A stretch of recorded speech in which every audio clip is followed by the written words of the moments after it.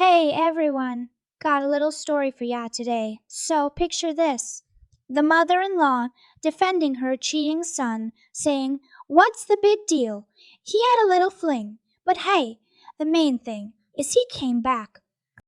I never thought that such a painful issue in relationships like infidelity would directly affect me in life. However, you can never say anything for sure, and that's how it turned out. The 5 years we spent together ended with a breakup and divorce. The beginning of our relationship was downright romantic, like in the movies. Compliments, grand gestures, generous gifts, and then came the equally wonderful wedding. After about a year, our little one was born, and my husband was overjoyed. Even though our son decided to come into the world a little earlier than expected, it didn't affect his development. However, it wasn't entirely without consequences, and he was a bit fragile. I had to put my plans to return to work on hold. I decided that sending our little one to daycare wouldn't be the best idea. Kids tend to get sick a lot, and our son wasn't the healthiest to begin with. Fortunately, both grandmothers were still working and helped us a lot. As for my decision to take maternity leave, my husband fully agreed. "We have enough income from my job. You don't need to go back to work. Let's wait until the boy starts school, and then we can take a breather. Everything will be fine." My husband was my reliable support. Before our son was born, we shared household responsibilities equally, but with the arrival of the child, I took almost complete charge of the house. Our life was going well. I was on maternity leave. My husband brought in the money, and our little one was growing. Whenever we wanted to spend some time on ourselves or go somewhere, we always had someone to leave our son with. However, the pandemic made the situation significantly more complicated. My husband started coming home late and in a bad mood. Eventually, he began working from home as they switched to that mode. Consequently, his income decreased. We had to find more engaging activities for our son so as not to distract the breadwinner. But, small kids still make noise, cry, and do things. Naturally, this sometimes annoyed my man, and he would raise his voice. It became unpleasant and sad, but the reasons were obvious: stress and fatigue. Being without money seemed like a horrible prospect. Fortunately, it didn't happen. Less than 6 months later, the head of the family returned to work and stopped losing his temper. He even apologized. It seemed like everything was getting back on track and life was returning to normal. But our son continued to get sick. Initially, the doctor said it was just a common cold. I don't know what influenced the subsequent events more, the incorrect diagnosis or the lack of proper treatment. But my son and I ended up in the hospital for about 2 weeks. During this challenging time, I only communicated with my husband over the phone, and only the grandmothers visited us. Why should he come here? It's a hospital. What if he's sick too? And who will earn money for your family? He's carrying the burden for all of you, said my mother-in-law. And I silently agreed. Indeed, what was he doing here? We had everything we needed, and it was already scary for our son and me. So I didn't hold a grudge against my husband. When we arrived, the house was spotless. Everything literally sparkled. I suspected he probably hired a cleaning service because there's no way he cleaned the house himself. And he even ordered food for delivery. Oh, There was a bit of a mess here while you were away, but as you can see, I tidied up, he said with a smile. I was so grateful that he took care of cleaning and food. It warmed my heart because my husband cared so much about us. He came with us, helped with the bags, and then immediately went to work. After bathing our son and putting him to sleep, I wanted to do some laundry. For some reason, I found my robe in the washing machine, which I distinctly remember not putting there. Honestly, I didn't pay much attention to this detail at the time. I regret not giving it more thought. I didn't even have time to think because my mom called me. After our little one woke up, we went for a walk in the yard. Karina, our neighbor from the same building, was sitting on a bench. I wouldn't say we were friends, but our kids were the same age, so we often ended up going for walks together. We started talking, and I shared the latest news from my life. However, her pitying glance towards me unsettled me. A sense of unease crept in. We were about to leave the playground when she called out to me. As we were leaving, I overheard her speaking to me. Sorry, it's your business, but I can't help but say something. About 3 days ago, I got into the elevator with your husband, but he wasn't alone. There was some other girl with him. I have no idea who she is, but it's obvious they know each other. They got a place. I thought you should know. It didn't immediately register with me what she was talking about. I even drifted into my thoughts for a second, and then my freshly laundered robe and the immaculately clean house flashed in my memory. I was on edge until my husband came home. I decided not to delay serious discussions and confronted him directly. Did you bring your lover into our home while our son and I were in the hospital? I heard that you came here with some girl while your wife and son were in the hospital. Is that true? I asked him, staring directly at him. He was taken aback and looked guiltily at the floor. Everything became clear at once. I vaguely remember what I did before reaching my mom's house with our son. My husband bombarded my mom with calls, but after all this, I had no desire to answer the phone. I was shattered by this situation. In such a challenging family situation, how could you bring your lover home? And how could you not be ashamed? Unable to reach me, my husband bombarded my mom with calls, but she decided to refuse to talk to him immediately, saying it's your personal matters. Deal with it yourselves. However, his mother didn't want to stay on the sidelines. She met us in the yard, where we usually go for a walk with our son. Catching us in the courtyard while we were out, she immediately started reproaching me with disapproval. I had a better opinion of you. Why did you leave your husband? You don't answer calls. Everyone makes mistakes. It happens to everyone. So now what? You're ruining everything, his mother said without hesitation. He cheats on me, and I'm ruining everything. Oh, all sorts of things happen, you see. As soon as you gave birth, you stopped taking care of yourself, only taking care of the child, and you can't talk about anything else.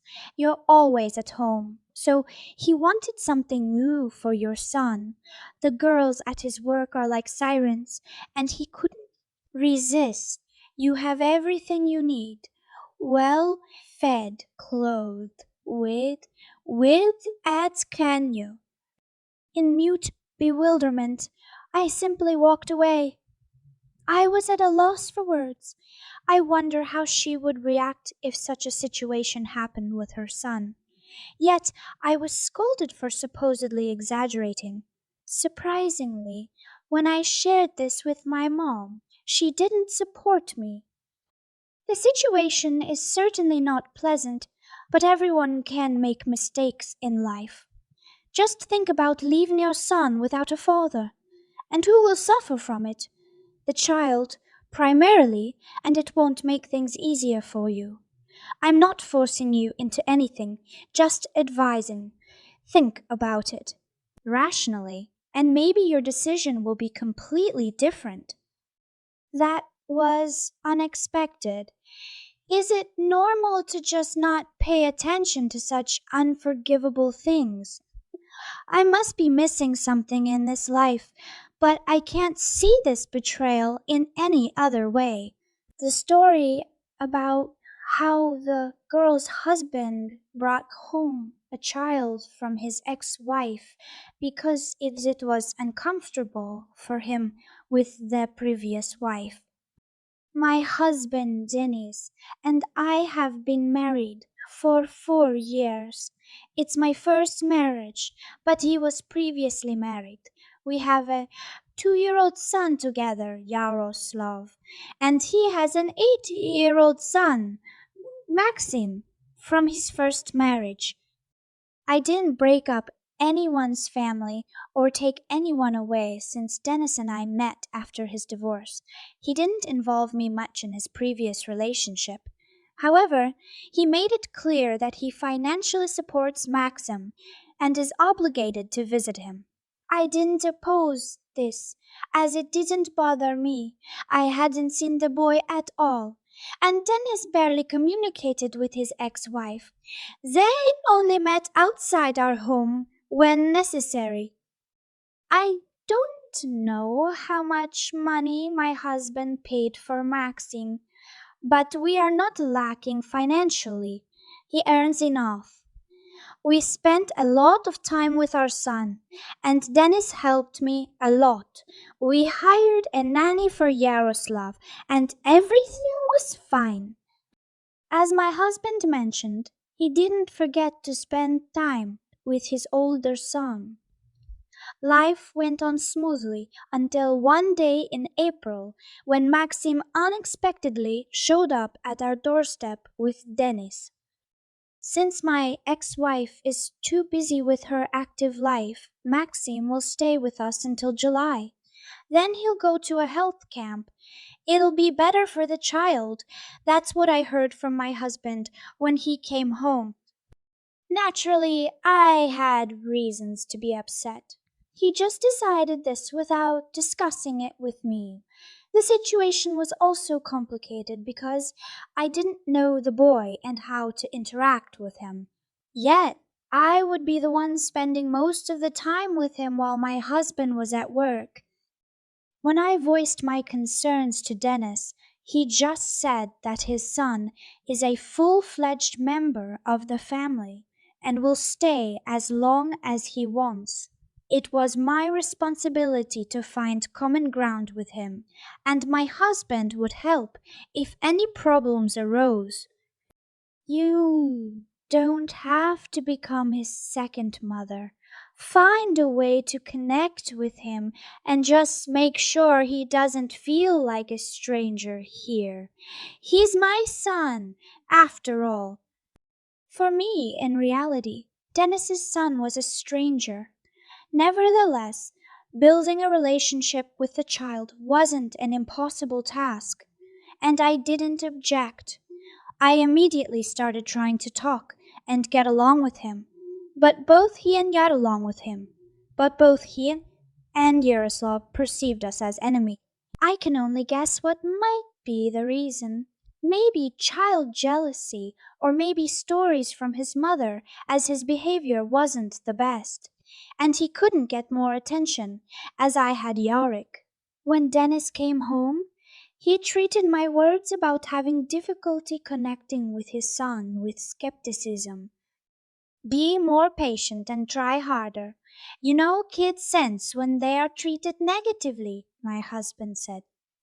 Maybe this guy wasn't putting on a show with his dad, but he did everything to annoy me in every possible way, whether it was about things, dishes, or just a simple remark to which he didn't respond, and then I had to raise my voice.